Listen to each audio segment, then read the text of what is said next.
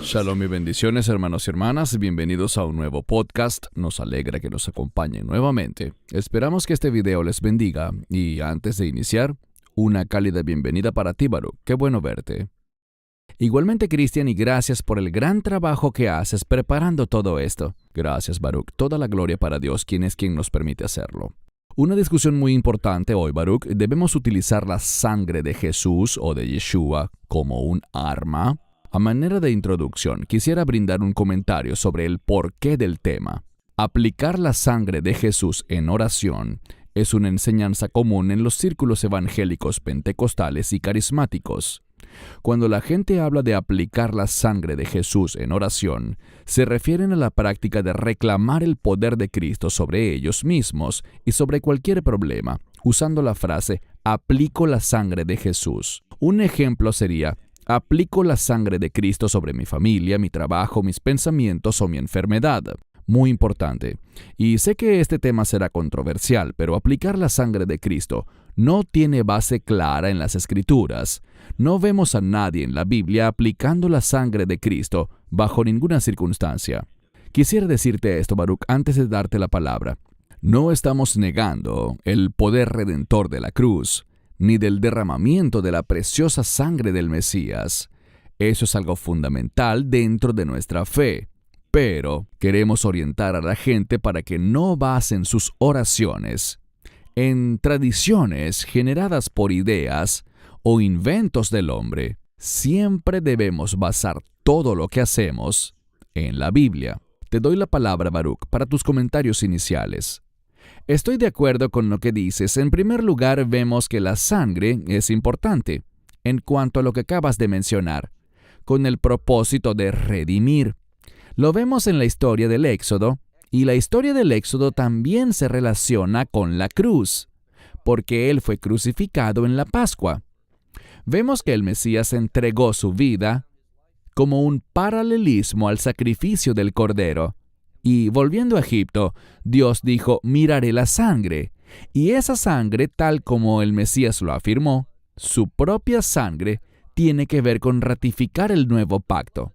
Así que la sangre es un elemento de máxima importancia, pero en cuanto a aplicar la sangre, no hay base bíblica. Creo que se pretende aplicar la sangre como un as bajo la manga ante cualquier problema o adversidad que pueda surgir. Pero no debe ser así. La sangre del Mesías es preciosa, valiosa y poderosa, pero debemos tener cuidado de no usarla de una manera que no tiene un respaldo bíblico. Correcto, muy importante. Ahora, luego de tu introducción, vamos a desarrollar más el tema. Como dije, no estamos negando el poder redentor del derramamiento de la sangre de Jesús. La Escritura es clara en Efesios 1:7, que en Él tenemos redención por su sangre, el perdón de los pecados, según las riquezas de su gracia. Su sangre y solo su sangre nos redime y salva. Sin embargo, miremos las Escrituras cuidadosamente para aplicar el contexto correcto de un modo que agrade a Dios. Apreciaría tus comentarios, Baruch, porque mucha gente, y yo era uno de ellos, debo ser muy honesto. Hace mucho tiempo yo también caí en esto. Acostumbramos a aplicar la sangre, incluso sobre nuestros hogares, trabajos y sobre cualquier cosa, debido al ejemplo de la Pascua en Egipto, donde se aplicó la sangre sobre los postes de las puertas. ¿Qué respondes a la gente que lo hace por esa razón? Bueno, debo decir que la sangre en Egipto se usó con un propósito de redención. Produjo un pacto de redención que nos dio la capacidad de establecer una relación con Dios. Y en cuanto a la sangre del Mesías, ella nos abre una relación eterna. La Biblia habla en Hebreos, en el capítulo 9, de la redención eterna que tenemos por medio de la sangre del Mesías, afirmando que es superior a la de ovejas, cabras o corderos. Entonces, la sangre, como bien dijiste, es un elemento importantísimo, pero aplicarla sobre un trabajo o aplicarla sobre un problema, aplicarla sobre una relación con alguien, Realmente son cosas que no tienen base bíblica. Creo que se ha convertido en una especie de tradición dentro de algunos segmentos de la comunidad de creyentes. Uno de los objetivos de nuestra organización, y por lo cual trabajamos tú y yo, es profundizar en la palabra de Dios y ver qué elementos hay en mi vida y quizás hasta en mi teología, y estoy hablando por mí mismo en este momento. ¿Qué hay dentro de mis creencias que no son sana doctrina? Quiero sacar eso de mi vida. Nadie es perfecto y nadie tiene una doctrina 100% precisa, por lo que queremos enfatizar la palabra de Dios para que se produzca una pureza espiritual y teológica, tanto en nuestra mente como en lo que enseñamos. Amén, muy importante. Una vez más, vamos a hablar sobre la importancia de la sangre y de cómo se debe aplicar correctamente según la Biblia. Hebreos 7:27. Quien no necesita diariamente, como aquellos sumos sacerdotes, ofrecer sacrificios, primeramente por sus propios pecados y luego por los del pueblo, porque esto lo hizo una vez para siempre, ofreciéndose a sí mismo. Es algo de lo que hemos hablado en otros videos. Algo común en la misa de la Iglesia Católica es que ellos constantemente crucifican al Señor. El derramamiento de su sangre fue hecho una vez y para siempre. Tus comentarios. Sí, una palabra enormemente importante en el idioma griego es esta que se traduce como una vez y para siempre. Nos habla de la suficiencia de la cruz. Dos cosas debo decir aquí en cuanto a la suficiencia de la cruz y en cuanto al derramamiento de la sangre del Mesías. No vemos, como algunos enseñan, que el Mesías interceda con el fin de preservar nuestra salvación. Esa es una herejía. No existe tal cosa. El ir a la cruz, el derramar su sangre, el resucitar de entre los muertos, todo eso confirma que tenemos salvación y que la obra fue terminada. ¿Qué dijo en la cruz él? Consumado es. Así que no hay tal cosa como preservar nuestra salvación. En segundo lugar, y mencionaré su nombre para que puedan verificarlo, John MacArthur tiene un problema grande con respecto a la sangre, porque él enseña que la sangre es simplemente un término para referirse figuradamente a la muerte del Mesías. Entonces, para él, el derramamiento de la sangre es sinónimo de muerte. Esto no es bíblico y te diré por qué. Si los hijos de Israel hubieran sacrificado el cordero de la Pascua y eso hubiese sido todo, si lo hubiesen matado y comido, pero jamás hubiesen colocado la sangre en sus dinteles, Dios no hubiera visto la sangre y eso es lo que él quería ver. Así que es muy incorrecto decir que la sangre simplemente es sinónimo de muerte. No, obviamente están relacionadas, pero son diferentes. Y la sangre es el elemento clave, como hemos dicho varias veces, para la redención. Sí, el sacrificio implicaba la muerte, pero la muerte no era suficiente. Se tenía que aplicar la sangre correctamente sobre el altar, en la mayoría de los sacrificios, y en los dinteles de las puertas en el caso del sacrificio de la Pascua.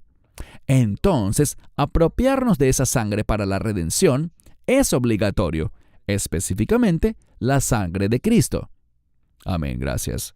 Lucas 22:20. Asimismo, tomó también la copa después de cenar, diciendo: Esta copa es el nuevo pacto en mi sangre, que por vosotros es derramada. Tus comentarios. Un término importante aquí es el nuevo pacto. Hay elementos importantes en cuanto al nuevo pacto y me refiero a lo que registra Jeremías en el capítulo 31, las bases del Antiguo Testamento para el nuevo pacto, que es un pacto de perdón. Solamente por el nuevo pacto nuestros pecados son perdonados. Y no solo perdonados, sino que hay una propiciación por medio de la sangre que es todo suficiente. Y así los pecados son erradicados. Ya Dios no ve más nuestro pecado. En segundo lugar, y esto es algo que me reconforta muchísimo, Él dice: ya no recordaré sus pecados. No es nada más un pacto de perdón, sino también un pacto de olvido. Dios promete, con base en este nuevo pacto, olvidar nuestros pecados. Insisto, esto me brinda gran consuelo y confianza, porque cuando me presente ante su tribunal de juicio, y me refiero específicamente al momento de entrar al reino de los cielos, que será el reino de Dios al final, Él ya no verá mis pecados, Él ya perdonó mis pecados y no los recuerda más. Entonces, ¿qué verá cuando me vea a mí o a cualquier creyente? Esto no es exclusivo de nadie, sino que es algo común para todos. Él verá la justicia de su Hijo, imputada a nosotros, todo como resultado de su sangre redentora. Muy importante, y me encanta esto: mi sangre que por vosotros es derramada. Amén. Primero de Pedro 1, del 18 al 19. Sabiendo que no fuisteis redimidos con cosas corruptibles como plata u oro, de vuestra conducta sin rumbo, recibida por tradición de vuestros padres, sino con la sangre preciosa de Cristo, como de un cordero sin mancha y sin contaminación. Ya hablamos de esto hace unos minutos, pero ¿podrías comentar algo más? Solo una cosa. Noten que dice que fueron redimidos de vuestra conducta sin rumbo, y así es nuestra vida. Cuando tomamos decisiones sin la guía de Dios, no habrá propósito alguno en cuanto a su voluntad. Somos redimidos justamente de esta conducta sin rumbo y sin propósito que es natural en nuestra mente y pensamientos, para que podamos servir a Dios. Y todo esto se produce gracias a la preciosa sangre del Mesías, el Cordero que se ofreció a sí mismo, sin pecado, sin mancha ni contaminación. Y lo alabamos por eso. Siempre debemos poner el énfasis de nuestra redención sobre la suficiencia de la obra del Mesías cuando fue a la cruz el día de la Pascua. Hebreos 9:12. No con sangre de machos cabríos ni de becerros, sino con su propia sangre, entró una vez para siempre en el lugar santísimo, habiendo obtenido eterna redención. Tus comentarios. Así es, un gran versículo. Y el énfasis está, además de que fue una vez y para siempre, como habíamos comentado, en que es una redención eterna. Eso me brinda seguridad. Insisto, no tiene nada que ver con obras que yo haya hecho, sino que tiene que ver con lo que Él hizo cuando entró a ese lugar por su propia sangre, todo suficiente por la eternidad, con el fin de comprar para nosotros esta redención. Toda la gloria y la honra para Dios. Amén. Marcos 16, 17 al 18. Y estas señales seguirán a los que creen. En mi nombre echarán fuera demonios, hablarán en lenguas nuevas, tomarán serpientes, y si bebieren algo mortífero, no les hará daño. Sobre los enfermos pondrán sus manos y sanarán. Debemos aplicar bien esta escritura porque algunas personas, al practicar la guerra espiritual, insisten en aplicar la sangre de Cristo sobre la gente, pero de nuevo, no hay evidencia bíblica de eso. Pero lo que sí dice la Biblia es que en su nombre, en el nombre glorioso y poderoso de Yeshua, hay autoridad. Tus comentarios. Estoy de acuerdo con lo que acabas de decir y quisiera agregar un punto más. Cuando dice en mi nombre, sí, hay poder y autoridad en ese nombre, Yeshua, Jesús, Jesus, o como le digan en tu idioma. Pero en mi nombre es también una declaración muy significativa porque significa además en mi carácter. Esto me recuerda a otro video que grabamos donde comentamos que los líderes deben ser un ejemplo del carácter del Mesías, demostrándolo y viviendo de acuerdo con el carácter del Mesías. Hay poder y autoridad cuando demostramos el carácter del Mesías. La única manera como podemos hacerlo es si hemos sido hechos nuevas criaturas por la redención que viene por su sangre. En mi nombre habla específicamente de hacerlo en su carácter. Correcto, gracias. Una escritura similar en Lucas 10:19. He aquí, yo les doy potestad de hollar serpientes y escorpiones y sobre toda fuerza del enemigo, y nada os dañará. Creo que algunos pastores, como hablábamos en aquel video, Baruch, se olvidan que la autoridad y el poder no vienen de ellos mismos, sino que es el poder que Yeshua nos otorga. Como dice aquí claramente, Él nos da su autoridad. Sin Él, no podemos hacer nada. Tus comentarios. A mí me encanta este verso y recuerdo que hace varios años me pidieron dar una enseñanza sobre este pasaje del Evangelio de Lucas. Yo había ido a una reunión en un pueblo de Israel llamado Benei Barak, donde le pregunté a un maestro, quien era y sigue siendo un rabino, aún está vivo. Le dije, quiero preguntarle algo. Si Dios dijera, les doy autoridad de pisotear serpientes y escorpiones, ¿qué significaría eso para usted? Porque me parecía una frase interesante. Él dijo, para mí el significado es simple, pero para mí no lo era, así que le pregunté, ¿qué significa para usted? Él dijo, las serpientes generalmente están fuera de la casa. La gente es atacada por serpientes en el exterior, pero los escorpiones son mucho más peligrosos. Si estás afuera, ellos huyen de ti, pero en el interior de la casa, los escorpiones pican a la gente. Cuando nos dice, les doy autoridad para pisotear serpientes y escorpiones, esto significa que nos da autoridad en todo lugar, tanto afuera, en público, y también adentro, en lo privado. Él nos da sólida autoridad. Aquí está la clave, autoridad sobre el enemigo. No importa dónde esté el enemigo, tenemos autoridad sobre él en su nombre, cuando servimos a Dios y somos llamados para sus propósitos. No cuando estoy haciendo lo que quiero, mis deseos, planes y objetivos, lo que muchos llaman mis sueños y mi destino. Nada de eso. Solo cuando somos fieles a sus propósitos. Amén, gracias.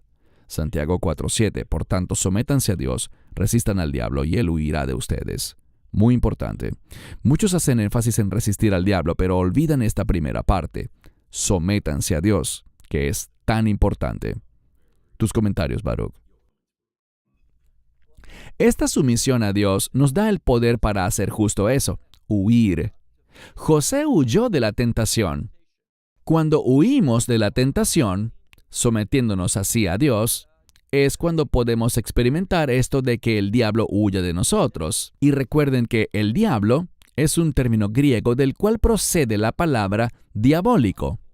Él es astuto y engañador, por lo que solo sometiéndonos a la voluntad de Dios, tendremos discernimiento para reconocer sus diabólicos planes para engañarnos.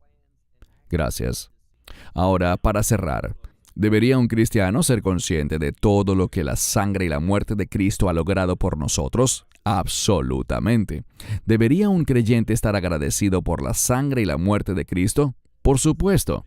¿Necesita un creyente recordarle a Dios la sangre y muerte de Cristo cada vez que ora? No, según la Biblia. No es necesario aplicar la sangre de Cristo para derrotar a Satanás. Él ya ha sido derrotado, muy importante, y si nacemos de nuevo, Satanás no tiene más poder sobre nosotros que el que Dios permite para su propósito y gloria. Ya hemos sido liberados en tiempo pasado del poder de las tinieblas y trasladados en tiempo pasado al reino del Hijo de Dios. Colosenses 1:13. No hay necesidad de aplicar continuamente la sangre. Sin embargo, podemos usar tantas herramientas que el Señor nos da, como el poderoso nombre de Yeshua. Te daré la palabra para tus comentarios finales, pero desde mi punto de vista, solo quiero compartir que muchísimas personas que aman al Señor sinceramente, a veces hacen esto de aplicar la sangre por distintas razones. Insisto, decimos esto en voz alta. Todos estamos aprendiendo a diario de la palabra de Dios. Y el objetivo es guiarles a lo que nos instruye la palabra de Dios, de modo que le agrademos en todo. Tienes la palabra, Baruch, para tus comentarios finales. Ciertamente, la sangre de nuestro Señor y Salvador, nuestro Mesías, que fue derramada por nosotros en la Pascua, es poderosa. Su sangre es el fundamento de nuestra redención. Y no solo una redención temporal, ni solo una redención física, sino una redención eterna. Esa palabra eterna se relaciona con el reino de Dios. Hemos sido redimidos de este mundo, ya no pertenecemos aquí. Nos hicimos una nueva creación gracias a esa redención, por medio de la cual somos ahora miembros del reino de Dios, familia eterna de Dios en su reino.